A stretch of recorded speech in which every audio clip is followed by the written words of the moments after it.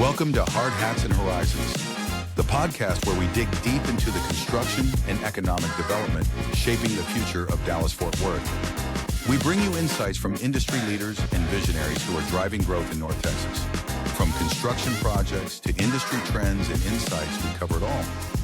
So grab your hard hat and join us as we explore the people and projects shaping the skyline of DFW. Now, here is your host, Andrea Pender. Well, we are going to go ahead and get started today. I have Stephen Schwind on the podcast, and he is the project director at LJA. And we have known each other for 11 years now. So it's been a while. So start us off and tell us a little bit about LJA. Well, LJ's, we're a Houston-based civil engineering firm, about 3,000 people, 80 plus offices around the nation. Got 400 here in North Texas, been in North Texas for about a decade. So the growth has been pretty tremendous in North Texas alone. Civil, survey, transportation, hydraulics and hydrology, environmental, pretty much any civil engineering service that you can think of, we do it. Nice. How many people are in your office? Dallas has about 100 or maybe 140, somewhere in there. We have 4 offices across North Texas, or 5 actually, about to have 6. Wow. We got 2 in Fort Worth currently, Arlington, Kenny just opened Frisco, and Dallas. Wow, that's a lot. Well, and I feel like so many times now when there's all these multiple offices, you keep hearing from like recruiter type of people that they don't want to drive 10 minutes more than they have to. So even though those are fairly close. Yeah, it helps with when you have a project out of town, Ah. you can stop by in that office, get some work done if you have a couple meetings or whatever. Nice. It helps you kind of break up the workload with your client, depending on their location geographically too, or if you have team members working on Nice. something across, DFW. Mhm. You can go meet with them, spend some hours there without really being, you'll have a place to dock your computer and things like that. That's nice because you can only do like so much from a coffee shop. Yeah, or from a tiny laptop too. That's always been that's my struggle. Is Yeah. when I don't have like a few monitors, I get And a mouse. exactly. Yeah. So talk to us a little bit about how you got started and how you got to the role that you're at now. Okay, so I got into civil engineering. My dad and his brothers all went to Texas Tech, got engineering degrees. I've got several cousins that have gone to various universities and are in the business as well. Not a lot of civil engineers in the family, so I kind of got an interest in that just from, being a little different. I knew I didn't want to necessarily do what my dad did. And, thought about electrical engineering along the way at some point. Gave it a small shot, didn't really work out. Wasn't for me. And got back into civil and just I wanted to be able to work on stuff that I could see the progress and see it actually happen. Working in electrical engineering is a little different. Looking at molecules or thinking of what, like electrons, just wasn't really getting my head around that concept. It was a little difficult. Anyway, graduated tech in 06. I was with the same firm for my entire career up until January. I started with LJA, just working on various projects and commercial site development. A lot of education, did some healthcare, different types of higher ed, and pretty much all kinds of projects on the way to where I am now. Moved on to LJA primarily because the opportunity there is phenomenal. The people are great. The Nice. leadership is fantastic. It's huge. The corporate, the corporate structure is exactly the way I would have wanted to build a company on my own. So that's ultimately why I ended up there. So what does that mean exactly? What does the corporate structure look like? Well, that's kind of, it's not hard to explain, but we've got like core values, right? And it's basically, work hard, play hard, that kind of thing. Work-life balance is really big there. Nice. And you get rewarded for the work you put in. Nice. One of our key, or one of our growth, what do we call it? One of our phrases is grow or die. And I actually listened to the CEO talking about that this morning at a luncheon we had. He was talking about how that means, it doesn't mean that we want to keep growing as a company. It means provide growth for your team, for your individuals that work for you and within the firm, and provide that lateral growth inside the company, not just numbers. It's not just the dollar amount and things of that nature. I can't really talk enough about how great of a culture it is to be in. That's really nice too, and it's nice to have those growth opportunities. If it's a program to attend, any sorts of educational thing. Like, you have to keep growing your people. I mean, I'm sure you can learn something new every day with civil engineering, but maybe we need to teach them about managing people. Maybe we need, so when that opportunity is given, that's huge. And that's one of the other things about LJ that I like. There's different paths for different individuals. Some people get into project management and client management. Others stay in the technical side. So they have that opportunity to kind of, stay in different columns if they want. And both of those things are tremendously important. Right. Because if everybody is out selling, who's going to do the work? That's something that and it doesn't dead end that person that's a doer. Yes. A doer can keep growing and growing their leadership and becoming more prominent in the company as well. Yeah, I've talked about that for years. Like, it takes all kinds. You have to have both tracks of people, and they're equally as important. Yeah, that's the thing that I've noticed the most is it's just everyone is treated the same. The opportunities there for everybody to step Nice. and grow in their career and as a person too. It's nice. It's a great place to be. That's a fun. I don't know if grow or die is the fun is the right word to say, but it's the truth. If you just get stagnant, then how boring is that? Your brain stops. I mean, everything stops. Yeah, exactly. Yeah, you want to keep challenging yourself for sure. That's another reason I went over to LJA is the opportunities with the client base that they have and the footprint that they have are, very significant. So nice. I'm still, very excited about where I think I can take my career with LJA. That's exciting. What are some key moments or challenges that you have had in your career? Man, a lot. It's been almost 20 years at this point. So the first thing I really remember is getting out of school, sitting down at a desk, starting to do the work, and just wondering, what in the hell am I doing? Like, how did I end up doing this? That's like 6 months in, and once you kind of get your head around it, it gets a little better. But you have ebbs and flows in life, no matter what you're going to do. That's probably what every kid thinks after they graduate college, and then they get the job that they've always wanted, and you're like, oh no. Yeah, it's just school's not going to prepare you. I didn't have an internship either, so I didn't have that. I didn't take that. Like, those existed when I was in school. They did, but it was like you're going to be making copies. You weren't getting the design stuff. You were running errands. Right. You're going to be here's your coffee. Yeah. Or picking up plans. You didn't have the same opportunity now, but you do now. What are some things that motivated you along the line, or any lessons that you've learned? Man, motivation. I've always kind of been self-motivated. I think I just want to, I want to do a good job. That's just the way I was raised. I want people to be able to depend on me. I wanted to have client connections. Really, that's what always drove me, is having solid client connections and being someone that someone can count on. If so-and-so's having a problem, they pick up the phone and call me and happy to help them out. I'll stop what I'm doing and jump in and chase something down for them, or whatever the case may be. And that's really been the most, I guess, the most satisfying part of the job for me is just, the customer service side of it. I just enjoy being around and talking to people and working through issues that they have on their projects. And I think that for you, I'm speaking for you now, but that's for the client side and for the people who are working for you side. Yeah, probably not so much anymore in my new role. I don't have any direct reports. I'm not mentoring as many people or anything like I used to, which is and been kind of nice. It's given me a little bit of a different perspective, right? But at the same time, we still got the young folks that come around the office, and that's, I get to still tell them about whatever they're working on live discussion still. It's just not as direct anymore.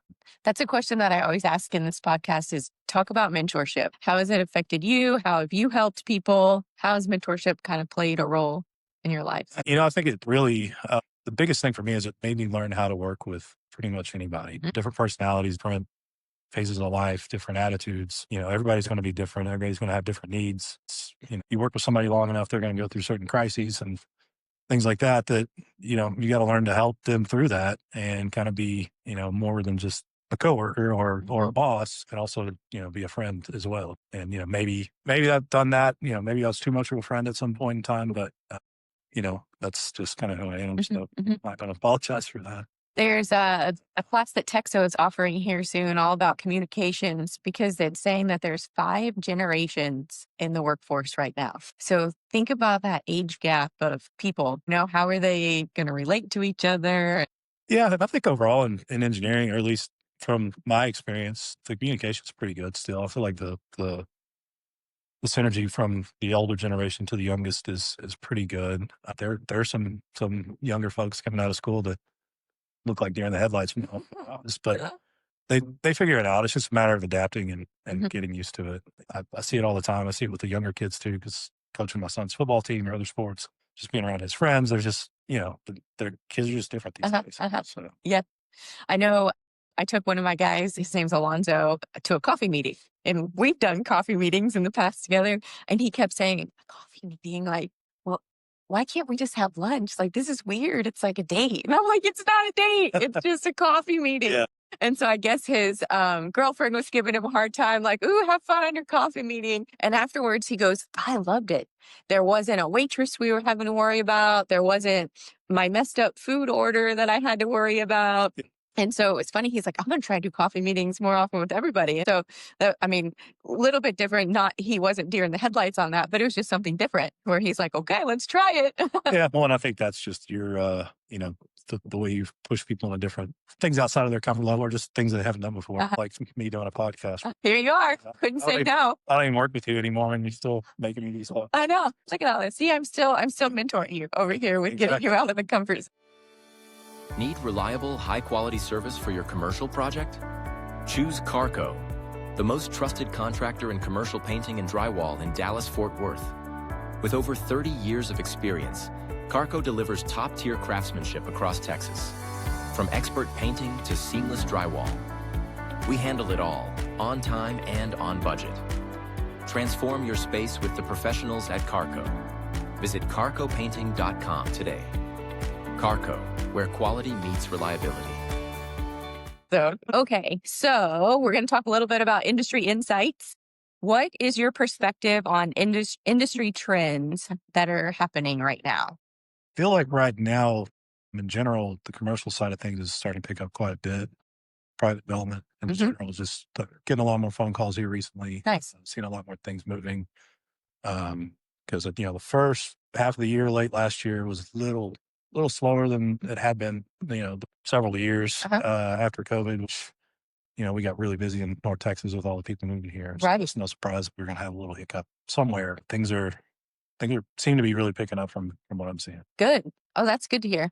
So are there any specific challenges that you guys are facing? Maybe hiring, maybe, you can kind of take that any direction. Yeah. I mean, hiring is obvious, always a challenge for anybody in our industry because, there's a lot of competition out there, but also there's just not enough engineers probably. So, the one thing I feel like we do a good job once we get somebody in the door, we usually can close the deal. So LJ does a really good job of that. There's a lot of reasons to want to work there. So, that's one of the definitely, bringing on talent is an issue. Do you think that we don't have crystal balls, but do you think that's something where if we could talk to more professors or something like, guys, we need more people. How do we coach them to get into engineering? I don't know. I think, maybe that could help, but I feel like, our only connection are the old professors that we had when we were in school. And that may not necessarily be that they're already talking to kids that are in the engineering. Right. Classes. They're already there. A lot of it, I feel like is retention of people in the industry. I mean, if I go back and look at all the people I graduated with, which wasn't that many back then at Tech, it's probably like 30, 35. I think maybe 5 or 6 of us are still doing it. Wow. Maybe 10, because there's some people I don't know. But amongst, some people I didn't keep up with rather. But there's not a lot of people, especially doing consulting. They might be in an engineering role somewhere, but it's not what we're doing. Remember Shirley Chi with AIA, and then she moved to Hawaii? No. I had her on the podcast, and so she's like on the marketing side of everything, and she said, we've got to find some cool marketing person to make this industry not just a bunch of nerds. That's what she said, and it was hilarious. But it's like, it is a cool industry. Like, you can drive around and you did this and you're a part of this and that. And so how do we make construction and engineering cool again? Well, and there's a lot more women in the industry too than when I first started. There's a lot more young ladies coming out of school, starting in their careers in engineering, which is great to see. And I think the diversity in the field has gotten, and civil specifically, has gotten a lot greater from the time I started about 20 years ago to now. That's cool. So I think it's a matter of retention and keeping people in the industry that that at least thought they wanted to. Uh-huh. And a lot of kids get out of school, they go to a couple of different firms, have bad experiences, and just think that's the way it is everywhere, you know. So they turn the page and go do something else. Women in Construction Week is a big thing on this side of the industry for contractors and trade partners. So last year we did a cool thing for like the ladies in the office. And I said, you know what? We've got to really do something. It's in March of every year. So we have plenty of time to plan for this. But I'm like, we've got to do something for all those ladies out in the field.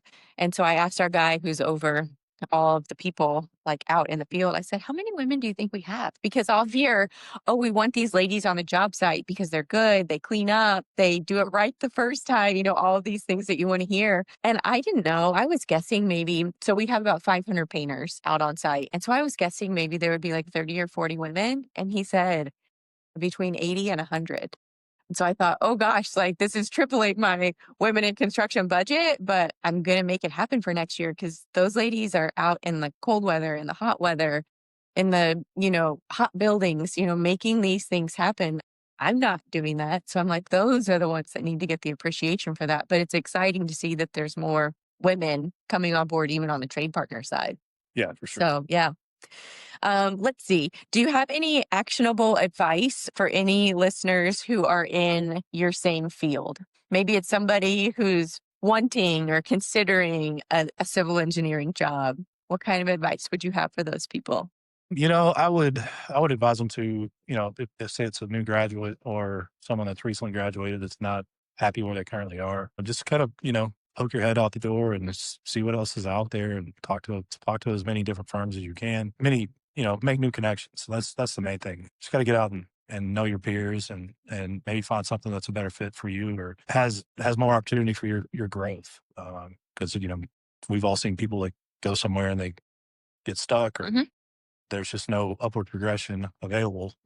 And, you know, that's various types of firms. It doesn't matter what you're doing. It could be civil, it could be architecture, construction, whatever the case may be. Just don't get complacent and stay somewhere because you're loyal. Look around and make sure you are in the right place.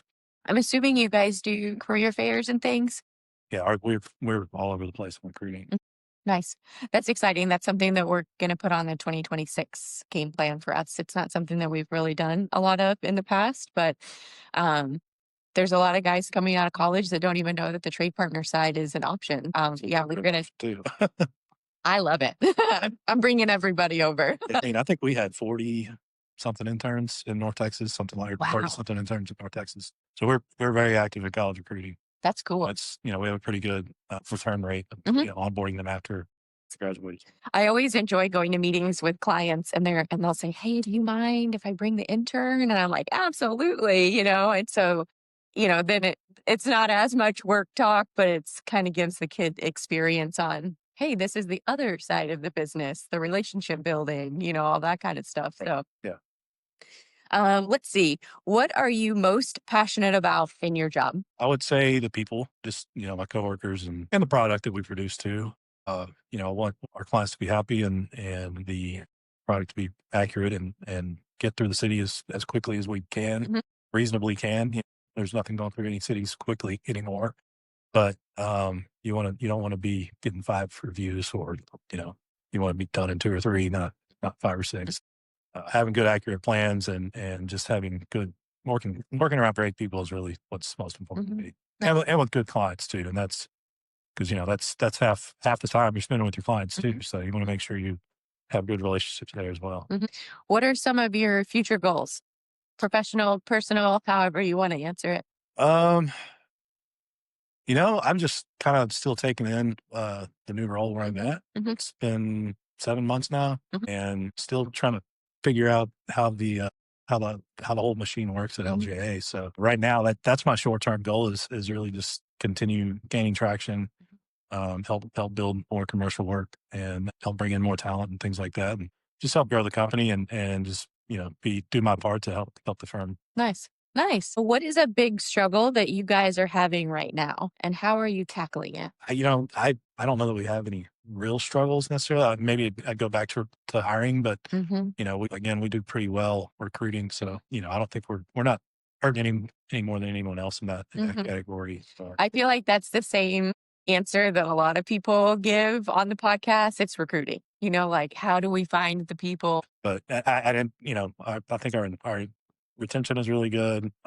What do you think it is? Why are they staying? I think there's a lot of reasons. The benefits are great. The people are great. The opportunities are fantastic. I think people, even the young staff, believes in the path of the company and the leadership. Nice. And that's a huge benefit, right? Nice. Someone fresh out of school to come in and be able to see the direction that the company's going and get excited about that. So we do like quarterly meetings here, and this last quarterly meeting, we kind of revamped everything and we put everything out there so everyone could see numbers and, dollar amounts and everything. And we actually just had a big influx, and we just hired like 10 people in the last quarter.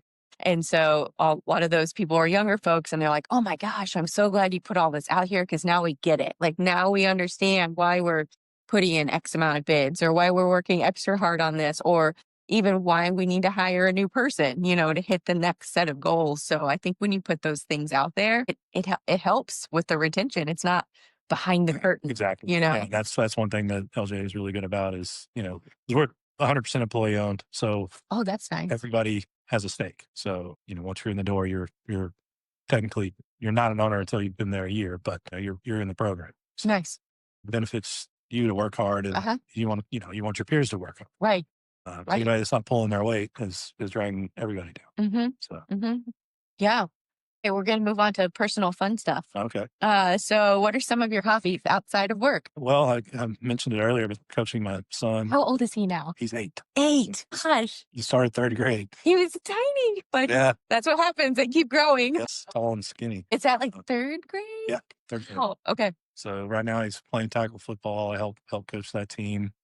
And then he plays basketball and baseball as well. And I help with baseball also, but that's probably one of the things I enjoy most, just getting to spend time with him. And obviously, as you know, I smoke something on my barbecue grill every day, pretty much every weekend, whether it's brisket or pork butt or whatever. So you'll love to hear that the vegan approved like a 26-foot smoke trailer situation for us here at Carrco. Nice. So I think it takes 6 months to get built out. Yeah. And then we'll be able to take it to like the Texo, I forget what it's called, but it's like a barbecue competition. And then we'll be able to take it to other events and things like that. And hopefully there'll be like a giving back situation where we can bring it. And a couple of our guys are like super into it. So when it arrives, I'll take some pictures. And yeah, I'll come see it. I mean, it's like as big as this room. Yeah, no, it's going to be massive.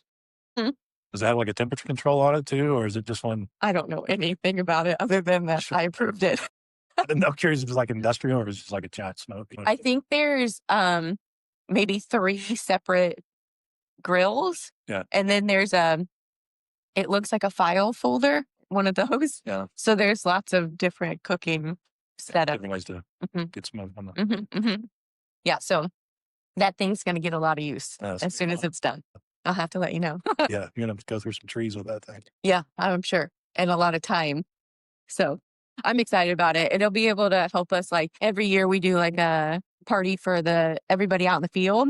And so maybe instead of catering that, then we could make fajitas or, smoke something and provide it here. And then our people can kind of give back to our other people, So, and then I feel like there's other fundraising opportunities where we could make burgers and hot dogs or something. Yeah. So let's see.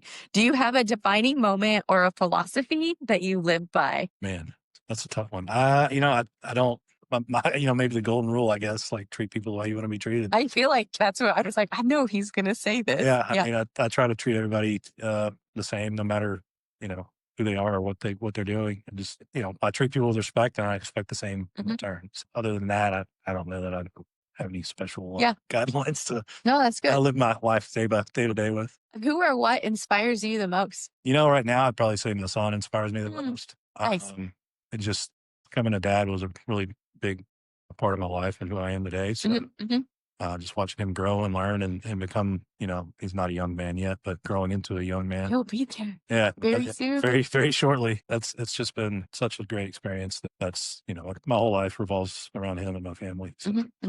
That's exciting. Okay, so we have a quick fire round of questions, but since you know me, I can't not make something Sure. long stories. What was the last book you read, or podcast, or fill in Man. the blank? I listen to Joe Rogan. I listen to Sean Ryan sometimes. I actually listen to Theo Vaughn quite a bit too. But in particular, there's been so many interesting ones. Like, The Hard Hats and Horizons podcast. You're like, yeah, I listen to that every week, at least 2 or 3 times. Yeah, I can't think of one that sticks out, and specifically here recently that I've listened to. Are you because you have a pretty good drive into work? So are you 30 to 45 minutes, depending on. Are you podcast guy on your drive into work? Typically, Yeah. Catching up on those phone calls or getting a head start. Yeah. I feel like I go through phases on the podcast. Like I'll be 6 episodes behind, and so I catch up, and then I forget about it, and then I catch up again. Yeah, and I go through phases too. A lot of times I'm kind of in that phase now where I'm just listening to music a lot. Just kind of get tired of listening to the same voices. Yeah. What is a skill you would like to learn? Man, I don't know. Maybe welding or something would be cool. Well, okay. But at the same time, I don't know that I would do it if I knew how. Okay, because it's hot. It's hot and it's dirty. And, So I have a funny welding story. So when I was a tiny little girl, I went out to the shop with my dad where my dad worked, and there was a man there, and he was welding, and he had his welding helmet down, but there was smoke coming out from everything. And I was like a 4-year-old, you have no clue what's going on. And then he, knocked the helmet up, and he had a tiny little cigarette. I'll never, and like I told my dad that, he's like, that's one of your memories? And I'm like, I'll never forget that. That's hilarious. And then I'm like, that probably wasn't a safety thing. That was probably a safety violation right there. For sure. I think I say that too, because I would, I think I'd like make smokers and stuff like that. I was going to say, are you going to make a smoker? Yeah. I mean, that'd probably be, I think that'd be kind of cool. But at the same time, I'm not that. I'm more of good. I'm good at tearing things apart, not so much putting them together. That's why those guys get paid more money. Yeah. It takes a special person. Let's see. What is the favorite city you have visited? Favorite city I visited? And not a big city guy. Country, location, vacation spot. Yeah, I think probably like Breckenridge, Colorado. Oh, okay. That area. It's just really peaceful. Always enjoy going up there and just, feel like you leave the world behind when you're out in the mountains like that. So that's always, that's more enjoyable to me. Big city. I can't even tell you the last time I went into Denver or, a big city outside of Dallas or Houston or something like that. To be honest, it's just that's not me. I don't like being in big crowds. We just got back from Maine, and we rented a cabin. It was glamping. It was a glamping cabin. Like 2 walls of it were just screened in. Oh, that's cool. But it was literally like 100 feet to the ocean. And so it's funny, like we dropped all of our stuff, it was a VRBO, and then we're like, there's no lock on the door. But it's like, but there's nobody else out here. And so that was really nice. Yeah. Just being out in the middle of literally nowhere. Yeah. I'd much rather have that type of situation than be in a crowded place with thousands of people I don't know. Yeah. What is your favorite construction project that you have been a part of? I've had a lot of really cool projects over the years, whether I was, like the principal in charge or, even just a young design engineer working on them. But, one that really was memorable was probably the SMU Tennis Stadium. Just had a lot of, there were some turbulent things on that project, but at the end of the day, it turned out really nice and it was a good experience. Made some good friends on that project. So that's one that really sticks out. Working on some of the Richardson ISD projects that we did through the years too. Really memorable, like Collins Junior High specifically, and or very recently, rather, Lake Collins High School as well. Those were fun. Working with Abdullah and his team on those, but a good experience too. So funny story, JJ Pierce is one of our projects as well. Yeah. And so I think it's finally officially done. So gosh, I don't know if it was 6 months ago or 9 months ago, whenever it was, they're like, hey, you want to come out to this job site? And I was like, this project is still happening. This was a project from years ago with my old firm. So it's funny going from civil, first thing that ever happens, to then paint, where we're literally like the last thing in the building. So that was a really cool project also. It was really long. It's a lot of phases. The construction phase, I think, was 2 years. I can't remember. Might have been 30 months, but it was, that was an intense. I would not have wanted to be the general contractor manager. that would have been a complex project. I think they did a great job. Yeah. Yeah. That's a cool one. And it's cool. It was cool for me to see it from the beginning to the end, Yeah. Let's see. Do you have a piece of advice for anyone just starting out in the industry? I know you kind of touched on it a little bit. Yeah. I mean, again, I'd say get to know your peers, get to know the people, get to know your boss. And most importantly, figure out who your CEO is. You talk to that guy, or whoever is in charge of your group or your office or whatever that case may be. Get to know the leadership. And that way you're a known commodity. The most important thing too is just stay busy. If you run out of work, go ask. Don't have somebody come asking what you're doing or Right. something like that. Mhm. And also keep your cell phone out of your hand. Mhm. Probably the number one thing I would say. See that a lot. And it's a struggle for a lot of the younger generation too. Mhm. So the older people too. I mean, don't get me wrong. I'll grab mine from time to time and I'm like, what am I doing? Put that down. I know, like when I have client meetings, like once I have my meeting, my phone's in my pocket, in my purse. If it buzzes, I'll just, if it is out on the table and I hear it buzzing, I just, click it. So I'll turn it over. And people say, do you need to get that? I'm like, no, like I have a meeting with you right now. But it's definitely a skill that you've had to oh, who is it? It's okay. They'll still be there in 30 minutes. Yeah, exactly. Yeah, that's the thing. I'm not, especially if it's an in-person meeting, I'm not going to pick up my phone and answer a phone call unless, maybe it was my wife or something. Unless it's an emergency. And then you're going to tell the person, I may be getting an emergency phone call. I would not normally do that. And then, yeah. Exactly. What do you think prevents, I was going to say kids these days, but anyone on building those relationships and going to the boss's office? Man, it could be a number of things. Some people are just shy. Some people may not feel like they have the right to, that they may feel like their boss is standoffish in some cases, which, I don't think that's probably the case in most situations, but people, might have that opinion. But I think it's probably intimidation, especially from a younger person who's coming, I just think that's probably the main factor is there's just a little bit of fear, whether it's warranted or not. I'd say probably 99% of the time it's not. Most people I've met that are running companies are some of the most friendly people you can run into. A friend of mine just sent me an email and she was like, I'm so glad you're doing these podcasts because she was like, these are people that I would never get a meeting with. And I'm like, but you could get a meeting with these people if you just asked, but she said, it's made me realize that people are just people, Yeah, 100%. It's very true. Yeah, I was watching the one of them. He had John on here the other day. I've met him, but I don't know him well, but it was pretty interesting to hear his story. And, you kind of feel like you know him a little bit after just seeing that podcast. It is kind of funny how that works. Yep, we're just people. Yeah. Yeah. Well, I think we have gone through all of the questions. So thank you for being on the podcast today. Thanks for having me.